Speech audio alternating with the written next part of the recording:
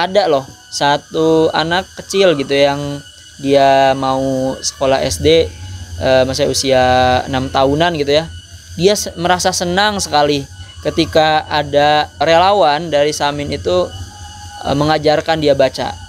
Dia menyebut-nyebut gitu ketika bawa buku itu, tadi aku diajarin baca sama kakak ini loh gitu. Halo, selamat sore, apa kabar semuanya sahabat Odesa?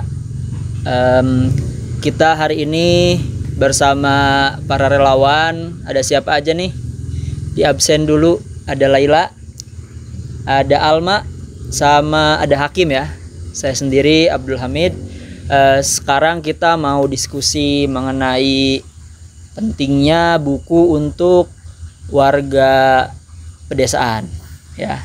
Jadi kita kan kegiatan di sekolah Samin itu tidak terlepas dari yang namanya buku ya. Buku itu sebagai sumber informasi yang sangat penting gitu, baik untuk akademisi sampai ke warga desa gitu. Nah, sekarang apa yang mau kita bahas? Laila dulu mungkin mau bahas apa nih kita? Satu pertanyaan dari aku pertama buat Kak Hamid itu, mengapa sih peminjaman buku itu menjadi kewajiban di Odesa ini?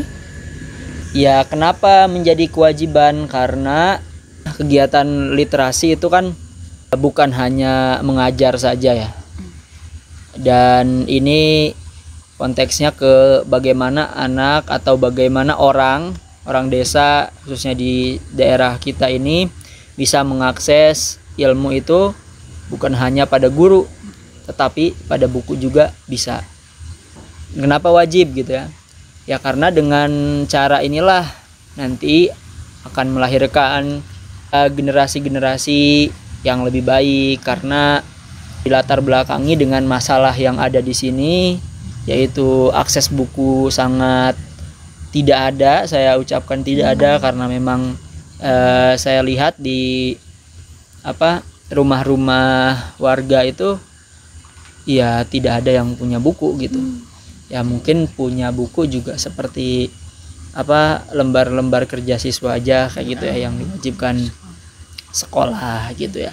Itu pun kadang ya masih banyak yang keberatan untuk membeli buku seperti itu. Nah, kenapa wajib ya? Karena untuk memenuhi kebutuhan ilmu pengetahuan untuk warga desa. Yang saya maksud warga desa termasuk anak-anak juga orang tuanya. Ada pengalaman menarik gak sih Kang dari apa yang orang-orang atau anak-anak saat minjem buku ke Odesa sendiri gitu? Iya.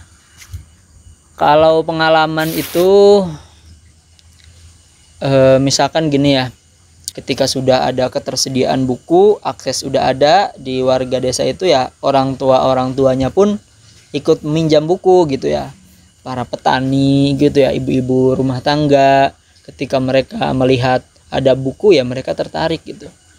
Nah, selain itu anak juga bisa kelihatan kecakapan dia berbicara sebelum dia rutin meminjam buku dan setelah meminjam gitu ya.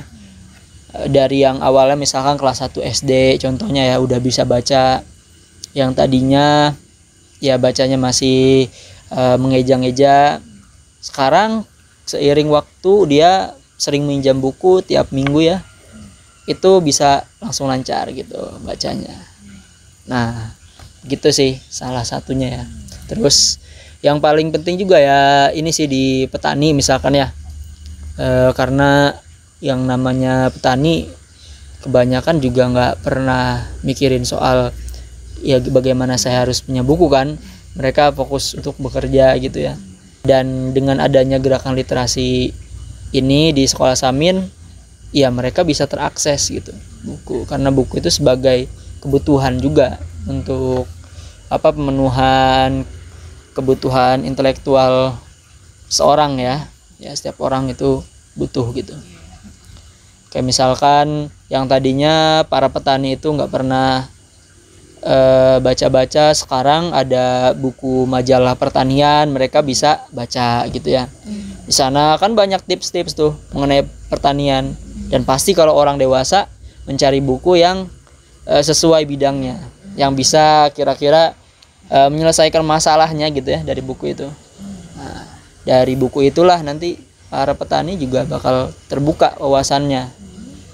Begitu, Alma. Bagaimana cara sistem peminjaman bukunya kalau di Samin itu? Dan peminjamannya seminggu sekali sih ya kalau untuk waktu. Dan itu kita tidak mendirikan perpustakaan yang bentuknya fisik di salah satu tempat gitu ya, tapi kita mensirkulasinya.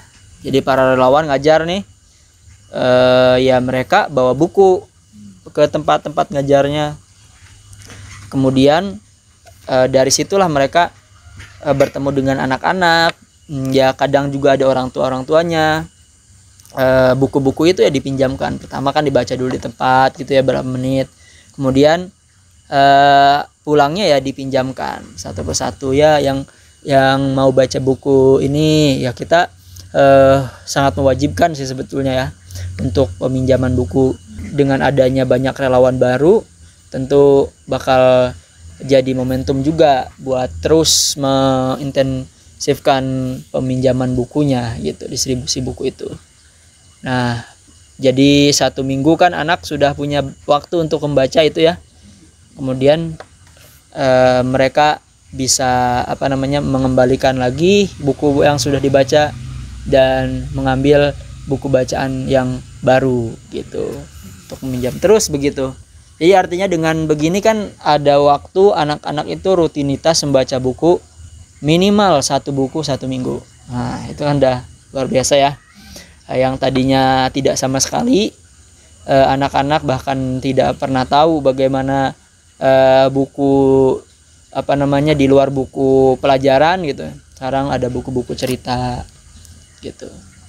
Kan apalagi Calistung sendiri menjadi program utamanya sekolah Samin kan ya, mengajarkan membaca, menulis, berhitung. Jadi kita nggak lepas dari buku kan. Kita sebagai relawan suka bawa buku dari sini yang kita anggap menarik, terus dibawa ke sana, terus tiba-tiba anak-anaknya kayak, "Ika bukunya rame, nanti pinjem ya," kayak gitu-gitu. Awal mulanya nih Kang, ketika pertama kali dibangun nih, atau ketika pertama kali Kang Hamid ngajar tuh, anak-anak kan masih pada takut-takut gitu.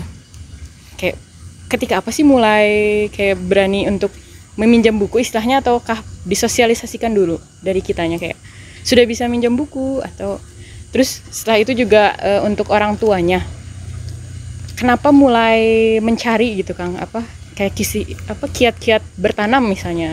Apakah dari diskusi terus Kang Hamid sugesti memberikan saran untuk kayak coba buka buku ini Pak gitu. Mungkin bisa diceritain. Itu utamanya ya dihadirkan dulu bukunya, anak bisa melihat, bahkan ya di luar anak misalkan orang dewasa bisa melihat itu ada buku gitu ya. Nah dari situ memang tidak bisa langsung ya, apalagi kita menghadapi anak-anak yang belum biasa membaca, tidak ada buku bacaan di rumahnya, jadi perlu waktu juga. Kita terus dorong anak-anak untuk membaca buku. Nah perlu misalkan berapa pertemuan gitu, bahkan bisa jadi ya 4 pertemuan gitu ya. Setelah mereka kan awalnya kaku gitu, malu minjem buku atau apa, banyak faktor. Nah seiring waktu itu bakal hilang malu itu ketika anak-anak misal satu yang Kak mau minjam, yang lain ikut biasanya.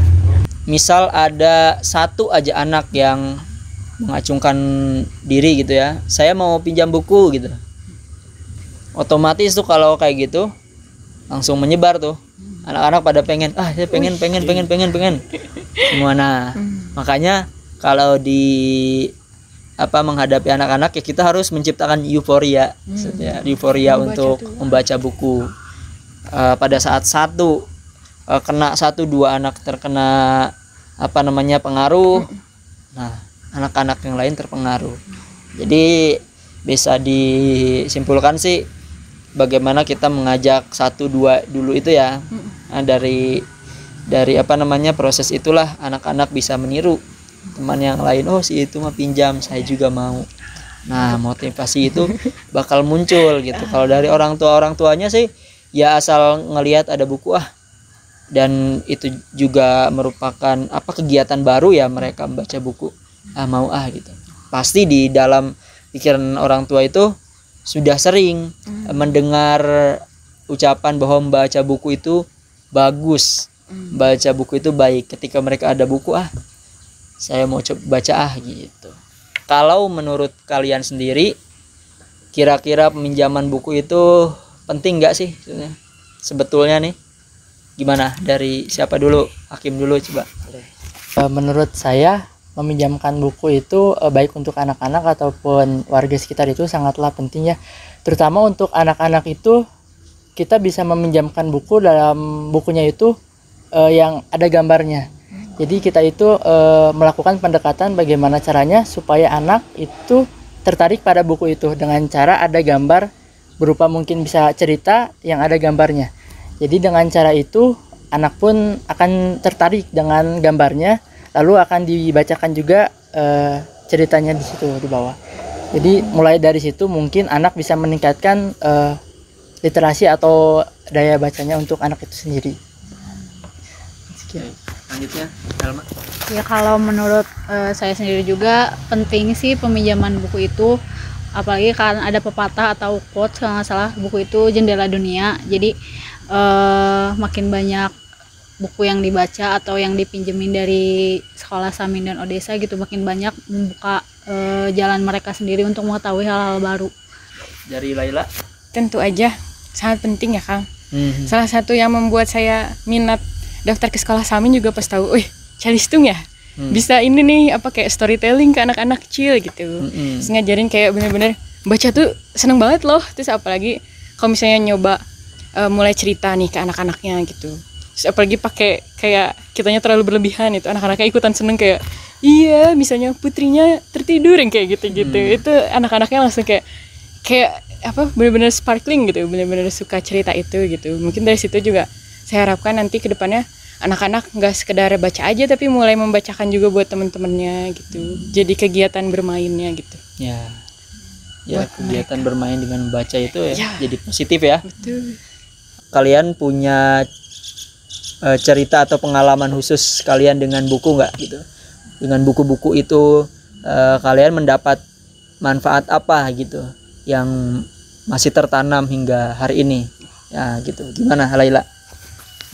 Misalkan ketemu buku di usia berapa, mulai intens dapat akses buku itu kapan gitu. Wah. Nah itu boleh diceritakan coba. Sebenarnya dari kecil tuh saya udah suka baca buku nih, suka ngintilin kakak gitu, kayak baca buku komik. Terus kayak pertama ceritanya rame, terus apalagi dulu langganan kakak tuh majalah Bobo juga sama sih, fokusnya bacain komik gitu. Terus dulu tuh nggak tahu si orang tua tuh belum ngizinin baca novel gitu, mungkin karena sibuk jadi nggak sempat cari tahu ini novelnya apa gitu, jadi takut, mending dijauhin aja gitu anak saya baca apa gitu. Buku novel atau yang buku berat lah istilahnya yang pertama saya baca tuh di SMA. Jadi lagi iseng ke perpus gitu, main terus nyobain ada namanya Tarian Buminya karya Pak Oka Rusmini. Wah itu pertama kali saya buka kayak tentang apa ya, mungkin bisa dibilang encounter saya pertama dengan feminisme deh. Kayak gimana masyarakat Bali, gimana perempuan di sana kayak berlomba-lomba nikahin kaum Brahmana lah istilahnya gitu. Kayak cara terus saya jadi nyadar kayak perempuan dengan sosial status gitu, kayak cuma bisa ngikutin suami istilahnya yang kayak gitu-gitu.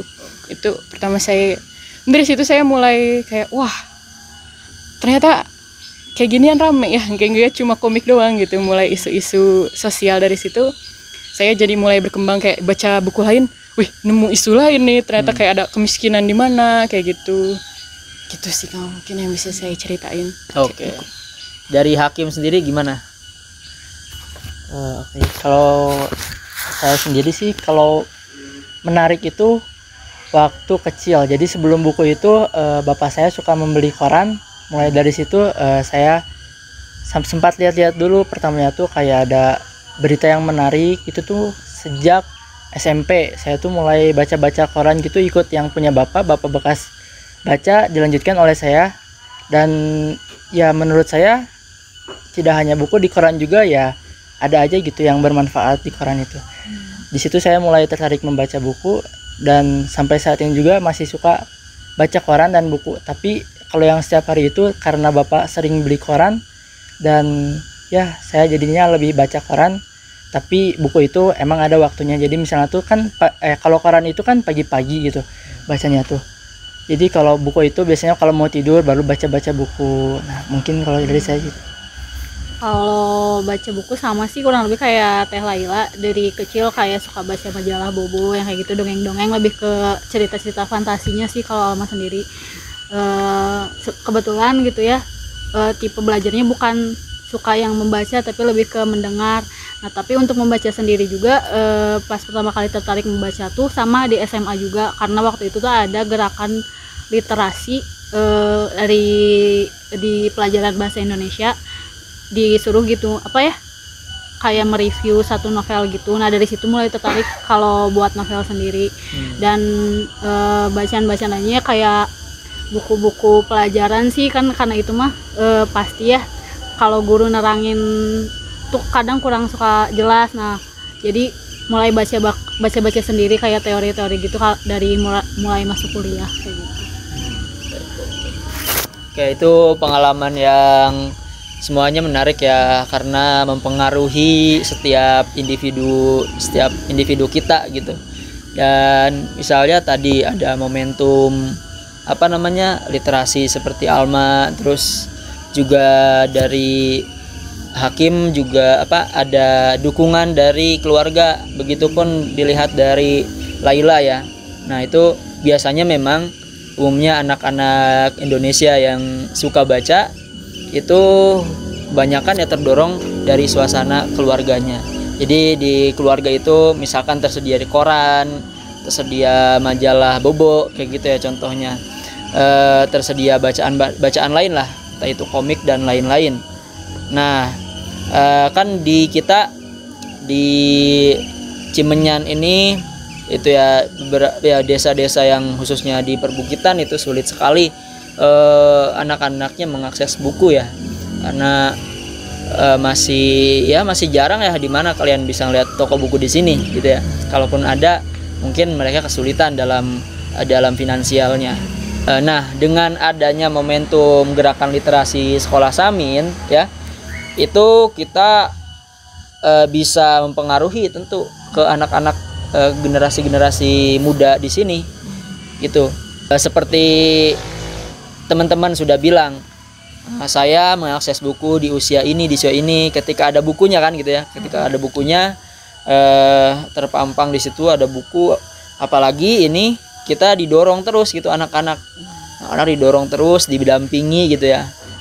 Dan ada loh satu anak kecil gitu yang dia mau sekolah SD, masih usia 6 tahunan gitu ya. Dia merasa senang sekali ketika ada relawan dari Samin itu mengajarkan dia baca. Dia menyebut-nyebut gitu ketika bawa buku itu, tadi aku diajarin baca sama kakak ini loh gitu.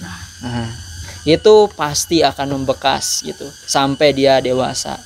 Nah kegiatan-kegiatan seperti inilah yang menurut saya perlu terus kan kita intens, jangan mudah lelah. Karena memang yang namanya kegiatan berkelanjutan itu ada kalanya kita di tahapan yang semangat gitu ya, terus down, tapi nanti semangat lagi ya, itu tinggal kita dirawat keuletannya kita gitu. Nah dari situ juga kita bisa paham ya, berdasarkan pengalaman kita mengenai interaksi kita dengan bacaan itu, jadi kita merasa oh ini penting gitu, membaca itu penting, harus sejak dini dong ya. Apalagi misal usia SD mereka udah tersentuh buku, kemudian udah intens. Bisa dibayangkan ya teman-teman kalau terus berkelanjutan ini buku-buku ini mendampingi pertumbuhan mereka, bisa jadi mereka akan lebih baik di usianya daripada kita gitu kan. Nah kita pasti punya harapan gitu, saya dulu merasa telat gitu, mengenal buku. Ada yang ngerasa gitu nggak? Ya gitu ya, ngerasa telat mengenal buku. Nah,